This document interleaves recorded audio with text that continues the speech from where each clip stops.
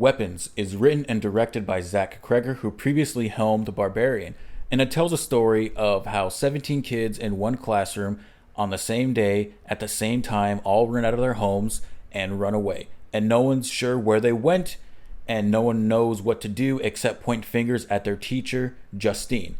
All the while, there are different chapters in the film where we follow different stories and different characters, and they all intersect at certain points, and they're all doing their own thing, trying to figure out where the kids went, trying to deal with their grief, and just trying to go about their daily lives. There was a lot of hype going into this film because a lot of people liked his last film, Barbarian. I was not one of them, and honestly, I think I was just a little too harsh when I first reviewed that film because I recently rewatched the second half of it a while back, and it made me think maybe I was a little too harsh, but there's still definitely a lot of things I do not like about Barbarian. And I did not like Weapons at all. I was very frustrated with this film because of the structure, because of the pacing, because of the boredom. I really did not like Weapons. Let me do a little bit of praising for this film though, because it's not all entirely bad. I think the production is great. It's a really good looking film. There's definitely good framing and a lot of great camera movements when we follow characters and long oneers. And the framing of it all definitely gives off a very tense feel when we get into the more horror-y or thriller aspects of this film. So it's not the filmmaking in terms of production, in terms of shooting, in terms of lighting and cinematography and camera movements and framing and acting and whatnot.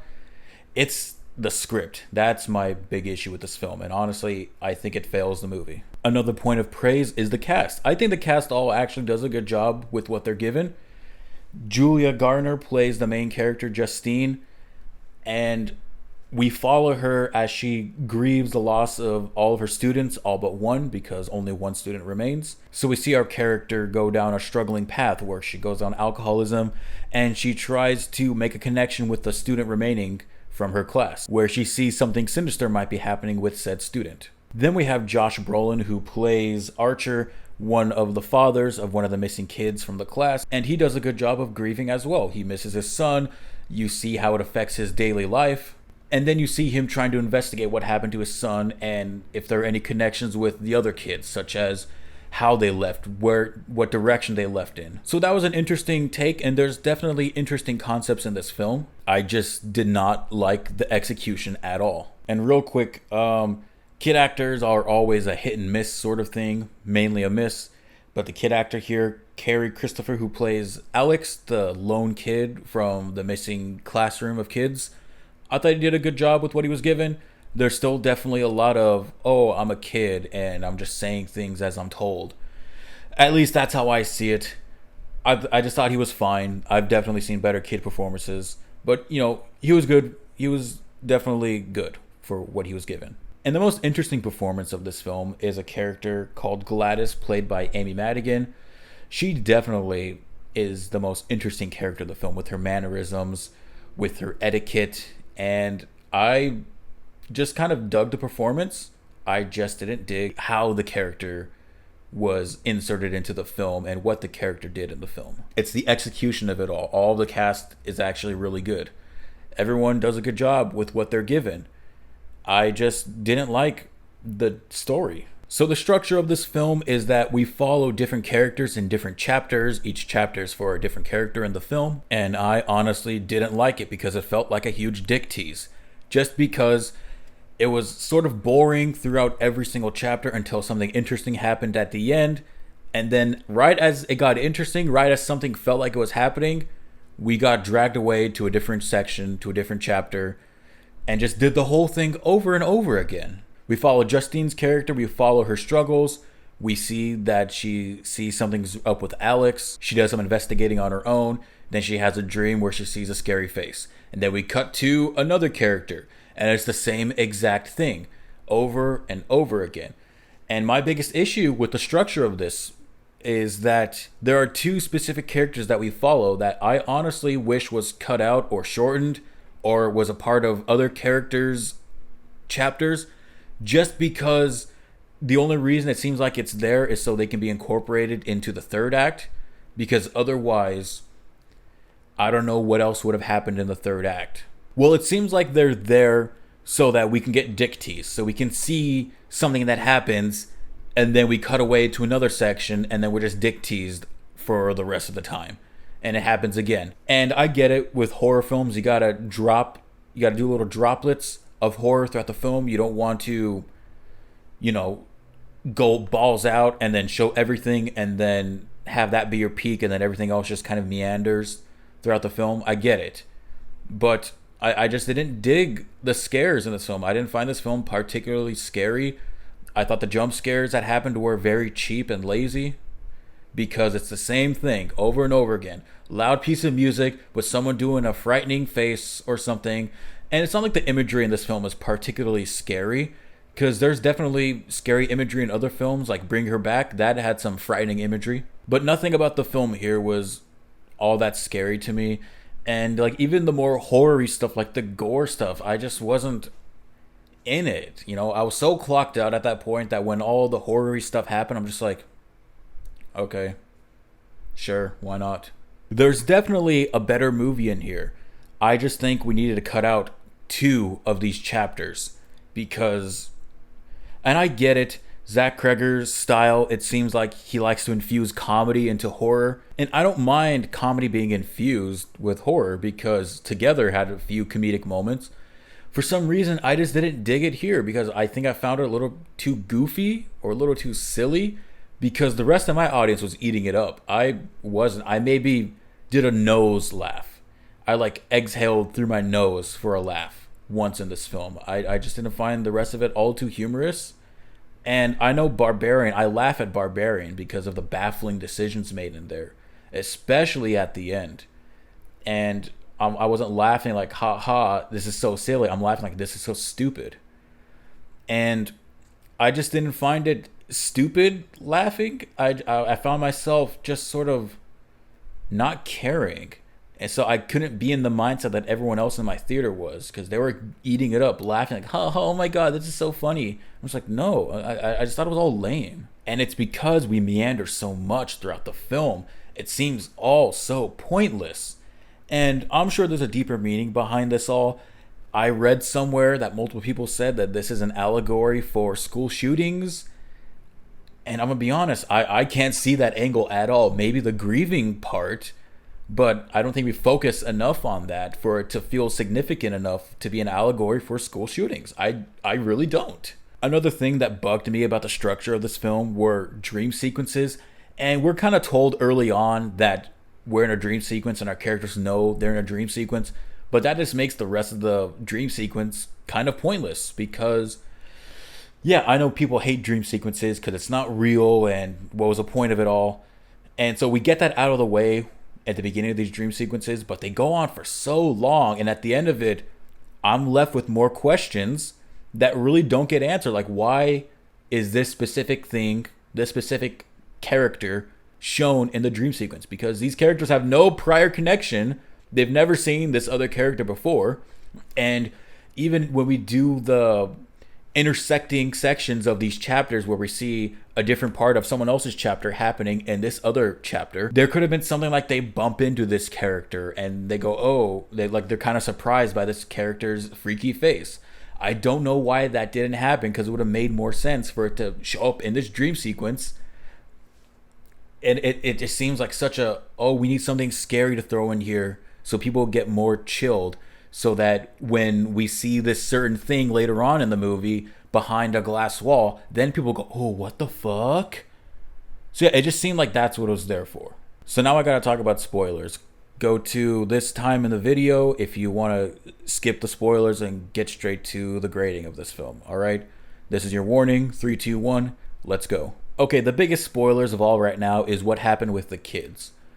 I kind of figured out early on what was going on with the kids, like where the kids went. So the kids are all in the basement of Alex's house. And it turns out that Alex's Aunt Gladys is the reason why all the kids are there, because she put them under some spell where you get a belonging from a kid, you wrap it around this stick from a tree that she has, and through practices like breaking it or putting it in water or cutting her finger and rubbing her blood around the stick, she's able to control these people. And It's set up earlier on in someone else's chapter, a character played by Benedict Wong, Marcus, who's the principal of the school.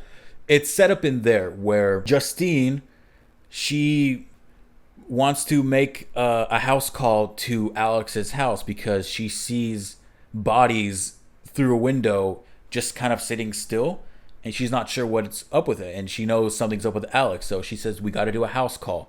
We got to, we got to do something about it because obviously I did something illegal. I trespassed on their property, so it can't be that I'm the reason. It has to be something else. So Benedict Wong asks for the parents to come in, but they're under some sort of trance from Aunt Gladys. And Aunt Gladys comes in and explains that they're sick. And as she goes to Marcus's house, she asks for a bowl of water, not a cup of water. We see her cut her finger on the stick. She rubs her blood all over the stick. She gets a belonging of Marcus, wraps it around, and then breaks it, and then has her kill his husband because she cut his hair and wrapped it around another stick and broke that. And the spell is broken when she puts it in a thing of water. So honestly, that's an interesting concept. That's an interesting setup. I kind of dig it. What I don't dig, though, is that there isn't a lot of explanation further into how this character has cancer and is showing to be sort of near her deathbed at certain points, and then how doing this just gets her more life essence from these characters in a trance or something. Because at first she's all withered away, then the two parents that she does it to, they're just in a sort of trance, just sitting down like this. They have no control over what they do unless she tells them to do something. It seems like that's not enough. And so she gets all the kids, and that's enough for her, though. But it's not explained, but I guess it is just because she feels better after all the kids come through. What I don't like is that I wish the character sort of explained that her doing so is sucking the life essence out of the other characters because she's basically on her deathbed, and that's why she has to move in with Alex and his family. And I guess taking the life, and I guess like putting the characters in a trance sort of gives her more life. I wish there was more explanation on that. And I wish there was more explanation on why killing her sort of stops everyone and sort of Phantom Menaces everything. Because when she dies at the end, everyone else just stops being controlled. I wish there was more explanation into that. I mentioned something about why characters see something in a dream sequence and they see a scary face. The scary face is Aunt Gladys. I don't know why Aunt Gladys shows up in Justine and Archer's dreams, because she's the character she's the character with red hair that we see in other people's dream sequences, and Justine and Archer's dream sequence, a scary red face that goes jump scare, and the other characters wake up, go, oh my gosh, the scary thing, and then we see a scary red face in the woods during some druggies chapter that we go through. And then when we go through Marcus's chapter, we see the red hair of Aunt Gladys behind glass before she enters into the meeting. So everyone goes, oh, what the fuck? I just didn't care at that point. And when it's further revealed that it's not revealed why she's in those characters' dream sequence for no reason, because she's never met them before, it makes no sense. So the setup just has no oomph and no payoff to me personally. I know everyone else was digging it up. I was more so just like, why is the character from the woods showing up? Okay, I guess. Because I just didn't give a shit. And it's not like the character is shown to have psychic powers that can infiltrate people's dreams. For some reason, these two characters just happen to see a face they've never seen before in their dreams. And there's no explanation as to why. So, it's stupid to me. I mentioned earlier that there are 2 chapters that we follow that I feel like have no weight on the film except for, I don't know, being there for the 3rd act and being a dick tease, because we follow a cop character played by Aldrin Ehrenreich, if that's how you say his name. He's Han Solo from the Solo movie. And I sort of I was okay with his character for a bit. What happens is he hooks up with Justine. He's married to some girl. Then the girl pours vodka on Justine in her chapter. But in Paul's chapter, Paul's the cop, played by Alden Ehrenreich. The big thing that happens with him is that he's chasing this sort of homeless druggie character who steals stuff, right? And who's trying to break into a place. He's all like, before he's all like talking to his wife, yeah, I'll go to a meeting, yada yada. And there's something about writing different connections between these things that just make more sense. Not make more sense, but just makes the script a little more interesting, because I don't mind the cross section of these chapters, right? I don't mind that these chapters intersect with each other. What I mind is how repetitive they feel and how they're all just big dick teases. And so what happens is that when Paul is in Justine's chapter, he doesn't want to drink. He just kind of wants to chill. And at first I took it as he doesn't want to get drunk and hook up with Justine, to which he does. It's revealed in his own chapter that he was a past alcoholic, and through his conversation with his wife on his phone, he's all like, I don't want to go to a meeting, but if I have to, I'll go. If I have the urge, I'll go. So it makes us think, oh shit, Justine sort of kind of manipulated him into just hooking up for grievance sex or something. And while he's searching the druggie character, he's saying, do you have anything in your pocket that'll poke me when I search you? To which he gets poked by a needle, to which he punches the druggie character. And then we get the druggie character's chapter. And it ends, well, Paul's chapter ends when he sees a druggie character in the area he said not to be in, so he chases him down. Then we cut to the druggie character's chapter. He's trying to steal stuff, trying to sell stuff, trying to get money, trying to break into place, gets punched by the cop.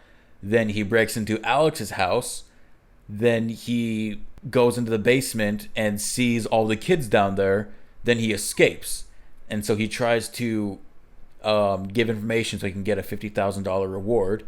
And so that's where a part of the comedy, a lot of the comedy is in this section of the film, or a lot of the supposed comedy that's supposed to be, I get it. Comedy's subjective, I know.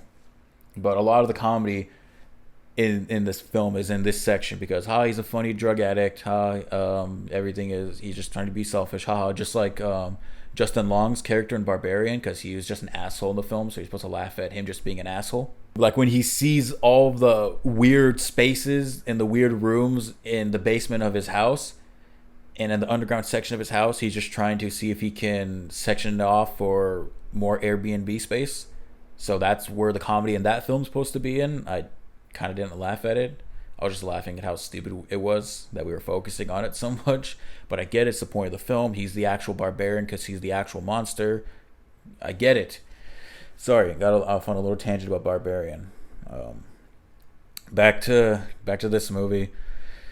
He tries to turn it in. Then the cop sees him, and he tries to turn in information so he can get the reward. But the cop sees him, chases him down, and then he tells him, "Oh, I know where the kids are at." They go to the house. He goes inside. The cop goes inside, but the guy's in the backseat of the house still. The backseat of the car still. And then we cut to nighttime, and he's like, what the fuck? Why am I still back here? And then the cop comes out and then drags the guy into the house. And then we cut to Marcus. So the reason those two chapters are there is for a huge dick tease of, oh my God, something creepy happened at the end. Psych, we're not going to focus on it anymore. We're going to cut to another character's section, another character's chapter. It didn't leave me wanting more. It left me frustrated because I wanted to, not like I was interested, more so just like, please just get to the fucking point. Please. So yeah, I guess I wanted more, but it was frustrating. It wasn't satisfying. And the characters doing weird things and being possessed is sort of shown earlier on in the film in Justine's chapter, where she's scouting out Alex's house because she's worried about Alex. She falls asleep in her car, and for some reason her back seat's unlocked. I just thought that was kind of stupid, because we follow the character who walks out of Alex's house, goes to her car, And then she walks around it, and then we hear the door open. Everyone goes, "Oh!" And I'm like, really? Why is her fucking door unlocked? Come on. And then we just see her hair get cut. Why she wasn't killed then and there, I don't know. Like, I really don't know. Just so we can have another scary scene later on, because she possesses Marcus, and then Marcus runs out to go chase fucking Justine at the end of fucking Archer's plot or something. So yeah, we see a character possessed, who's the mom actually of Alex, walk out, cut her hair, and then go back. And it's supposed to be scary and creepy. I'm just more like, she could have killed her right then and there, and then the rest of the movie wouldn't have happened, really. I mean, come on. Because what she does is she possesses Marcus to run out after Justine. And it's supposed to be scary because at the end of Archie's chapter, we see Benedict Wong Naruto running. Because all the kids, all the possessed people, the kids, and everyone who's possessed, when they run, they Naruto run. They run with their arms like this, but it looks like it's behind their back, so it's kind of funny. And it's like, oh, it's supposed to be scary because they're running in a weird way, like how the kids were running. Oh, that means they're possessed like how the kids were possessed. Oh, I mean, it's interesting, I get it, but it just takes so fucking long, and it dick teases you the entire time. This movie's a fucking dick tease. I mean it. The chapters of the cop and the druggie, they're only there so we can see a little bit more of the creepy stuff happening, so we can get dick teased a little more, and so that they can be opposing forces to Justine and Archie at the end of the film when everyone's fighting inside the house. That's the only reason why they're there, I think. So let's talk about more of the revelations as the film goes on. So Archer does some investigating. He sees the way his kid ran out. He sees, he's running in a straight line. He looks at someone else's ring camera. Oh, the kid's also running in a straight line. He does intersections of these two, and he sees that one of them was running towards Alex's house, intersected to Alex's house. So like, oh, it has to be something to do with Alex's house, and there's creepy stuff happening at Alex's house. Then we cut to Alex's story, where it's more so about Aunt Gladys, how she comes in, how Alex was bullied. And what I thought would have been interesting was if Alex was actually behind all of this. Because we see Alex is bullied. He doesn't want to talk about anything in the beginning. Well, we only see that he's bullied in his chapter. In the beginning of the film, he's quiet because everyone ran away. And we're assumed he has nothing to do with it. He knows nothing about it. But in his chapter, he's bullied. So I thought it would have been interesting if he was actually in on it with Aunt Gladys. Like, yeah, I fucking hate these kids, so take them away.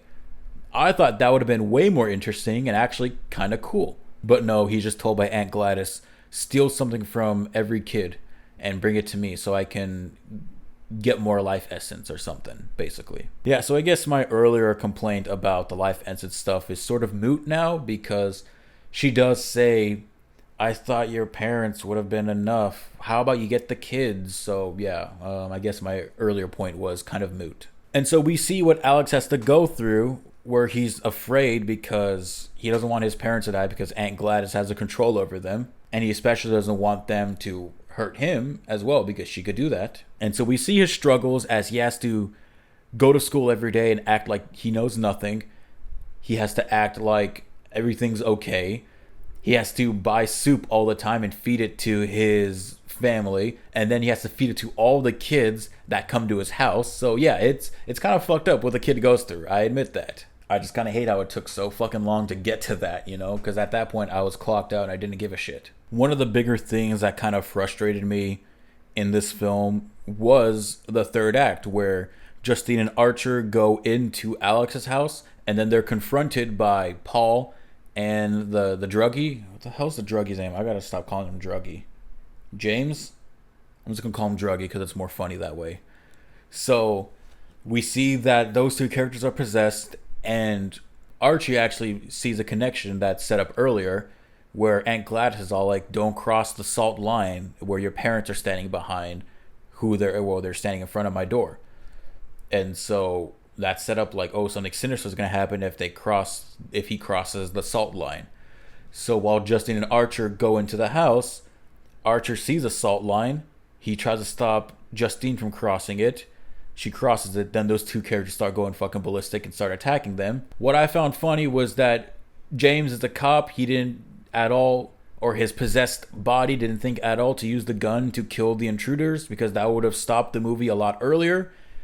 And while they're fighting, somehow Justine is while Paul has Justine carried up like this while he's choking her, she's somehow able to reach his gun and shoot him and kill him. Okay. And then Archer is fighting off the druggie. Somehow he's losing at a point, but he sees the motivation as he falls through and sees the kids in the basement. He's like, oh, I gotta fight harder. And then he starts fighting back more, and he doesn't do anything to kill the thing. He just keeps throwing it across the tables and stuff, like, why won't you die? It's supposed to be funny. Haha, it's funny because he keeps throwing him. Haha, it's funny. Which, like, it's more frustrating because just fucking kill him. You know? There's things at stake. Just fucking kill him. But it's supposed to be funny. Haha, it's funny. Then he goes... Well, actually, what frustrates me most about this fight in this third act, also, the kid, Alex, steps over the salt line, so the parents start chasing him. What frustrates me more about it is that we're focused on two people fighting, and we don't hear the other two fights happening in the house. So, as much as they wanted to focus on the intersections of each chapter happening, like making sure you know that this was a specific moment from this previous chapter, they really didn't want to do that in this final act because it might have been too hard to plan everything out happening at exactly the same time. I thought that would have actually been pretty impressive and kind of cool, but they didn't, and it was very distracting because it's just kind of quiet noise in the background where we know that there are multiple characters of the possessed characters just screaming. So that was pretty distracting and just honestly kind of stupid. What's the most baffling about this is that when Archer goes down into the basement to find the kids, we get a jump scare of Aunt Gladys going, "Rawr!" And then she rips off a necklace that Archie has on his neck, right? And she's somehow able to do the whole ritual fast enough before Archer gets her, because then he's possessed and tries to kill Justine. And what's funny is that we see Marcus, Benedict Wong's character, brutally fucking kill his husband early in the film by just bashing his head in. So I just don't understand why none of the other characters did that as well. Like, oh, I'm just gonna choke the character out, that's it, because I can't grab knives or other things or use my head as well. You know, I don't know why every character just didn't do that, because you would have knocked out Justine and ended it all right there and then go kill the kid. Also, I thought it was kind of funny that when the parents were chasing Alex, they were able to punch through some doors, but not all of the doors in the house. You know? It's kind of stupid. Because they're able to punch through doors and look at Alex and then keep going through the doors, but they can only do it to some doors, not all of them. Because some doors are locked, and some doors are harder to get through than others, I think. I don't know. It's just kind of dumb. So back to the Archer thing. You know the ritual takes hella long. The girl's got to get the belonging of someone, wrap it around a stick, cut her finger on it, rub it around the stick, and then get the hair of someone else on another stick that's already done, and then break that stick or something, or break his stick. She was able to do that so fucking quickly because Josh Brolin's a big, strong guy. When someone rips a necklace off of this old lady, or when the old lady rips a necklace off of this big, strong man, he just lets it happen, I guess, because it happens off screen. That's also kind of distracting and dumb. Like, it's a long process. It takes a long time to do. So the fact that a big, strong guy just let it happen is honestly baffling and kind of stupid. So Alex saves the day by getting an Aunt Gladys hair, wrapping it around a stick, and then breaking it. And then he does something with another stick that has the hair of all the other kids on it or something. And he breaks the Aunt Gladys stick, or he breaks that stick or something. And so what happens is that all of the kids start chasing after Aunt Gladys. And I'm going to be very honest. Like, I'm going to be very, very honest about this. That could be it should be amusing to me. The imagery of all of the kids chasing Aunt Gladys, this scared old lady, it should be amusing. I don't know why it wasn't to me though. I think it was because I was just so clocked out. Because what happens is the Aunt Gladys realizes that all the kids are gonna start to chase her now. She gets scared and runs away, and she's running through people's houses, and she's breaking through windows and running through people's houses and going through doors and stuff. And oh, stop the kids! The kids are chasing me, because the kids are bloodthirsty to kill her now. And the kids are just fucking absolutely destroying everything they're running through. They're running through gates and windows and doors and houses and stuff. That should be amusing to me. I don't know why it wasn't. I think it was just, I was so checked out at that point. I was just so gone, and so I don't give a shit about this anymore. I think that's what happened, because that should be funny and amusing. And, everyone else was laughing about it, like, ha ha ha, the kids. I think what it might be too is that it took so long. That sequence was so long because, oh, it's supposed to be funny, guys, laugh at it, ha ha ha, it's funny. But the fact that it took so long, I was just like, just fucking end, please, just get it over with. So the kids tackle down Aunt Gladys and they rip her apart.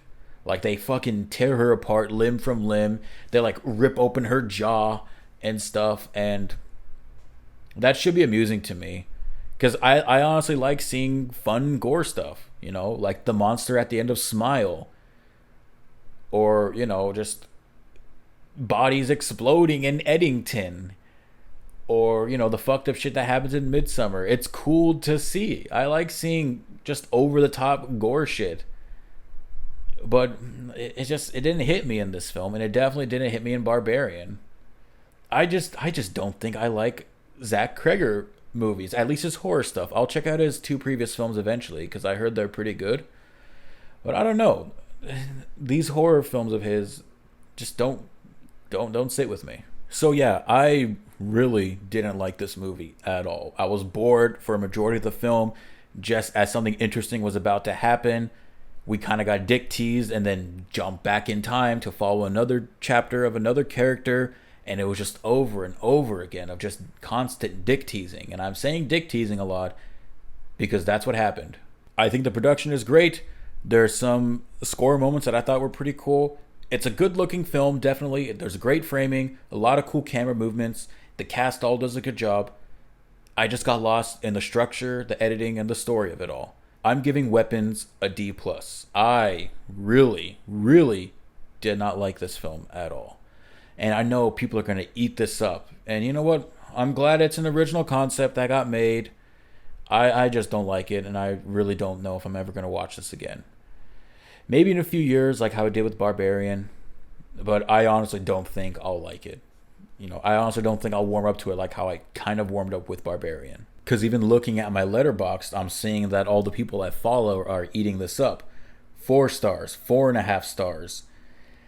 I just can't. I really don't dig this movie at all. And you know what? More power to you if you like the movie. I just really don't. So, tell me what you thought about Weapons in the comments below. Did you like it? Did you love it? Or did you not like it like I did? Tell me what you thought about it in the comments below, and I'll be back with more enjoyable content like this. So, yeah. Bye.